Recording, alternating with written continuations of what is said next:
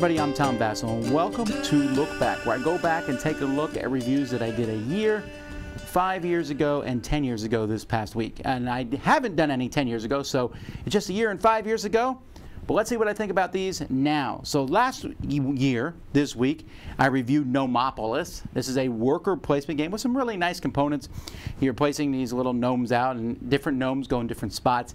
Very samey, unfortunately. You just do the same thing over and over again. Great components, but that's about it. Farsight. This game looked super cool. Mech versus mech. It even has some really neat ideas in it where you're going to try to guess where your opponent's stuff is. Kind of a little bit of a deduction game. The combat is extremely random. The rest of the game feels random, and it really looks generic, unfortunately. Terrain and everything. Treasure of Isla, Tortuga. This is a engine building type of game where you're going through a card thing, kind of like Race for the Galaxy, but a lot less polished, unfortunately. Invisible. This is a game where you flip over two cards and you flip over a card and try to figure out what's missing from the card, or if everything's missing, what's being added. Either way, it's a really cool concept, but it's the same thing over and over and over again. Trellis. This is a really pretty game about connecting little vines. I liked it.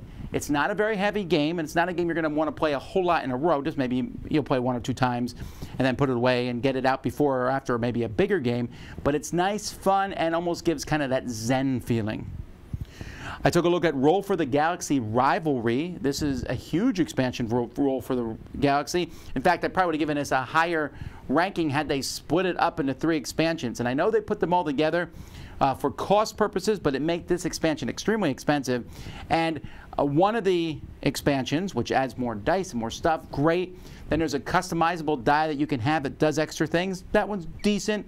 And then there's dice and trading and stuff, and that's just way too complex for the game. So there's a very good expansion in here, a good one, and an one. Altogether, I would get it if you love Roll for the Galaxy.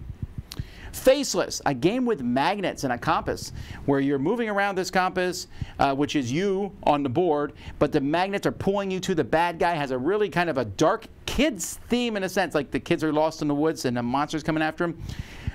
But the magnets are a really neat way. It's a cooperative game, and you're working together to try to accomplish goals. It's so innovative. Noises at Night. This is a 15-minute deduction game, not many of those, geared towards families/kids, trying to figure out who the other players are. Silly, fun, cartoony artwork. And Concordia Venus. Still liking Concordia. A lot of fun this game. This is a standalone, where you can buy this as a standalone or an expansion, which is nice. And the standalone version, or both versions actually, you can play as teams. I thought the team stuff was okay, but the new maps and everything was good. And I'm also warming up on the team play of Concordia anyway. 5 years ago, I reviewed Eggs and Empires, which is one of those style games where everyone plays a card and then you reveal them and they do different things.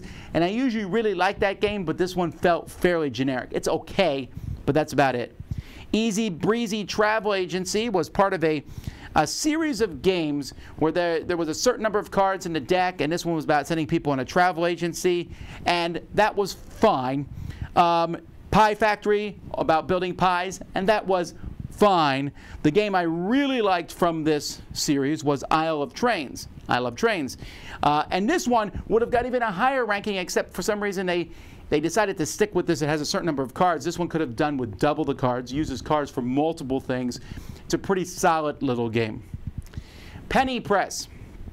Penny Press is a really cool theme where you're sending reporters out, reporting on different events. I like the idea, trying to get your newspaper to beat everyone else's newspaper out. Steam Torpedo is a really unique sub versus sub style game in which you're going to be placing workers on the board to do different things back and forth. I really enjoyed this one. Dominion Adventures. So weird to think 5 years ago I'm reviewing an expansion to Dominion, but this one was a solid one. Brought back the cards that you could play 2 turns in a row, the orange border cards. Really like them. This is, if I'm doing a list of my favorite expansions for Dominion, this would be high up on there. And then Stockpile. Really love Stockpile, consistently raising up for me. Stock market games I tend to like anyway, but this is one I would recommend to people that even if you don't like a stock market game, Stockpile is certainly one to consider. It is a ton of fun. You have a little bit of insider information. You're watching what everyone else does. It just comes together in a really cool way. So those are the reviews that I did a year and 5 years ago. Thanks so much for watching. I'm Tom Vasel, and this has been Look Back on the Dice Tower.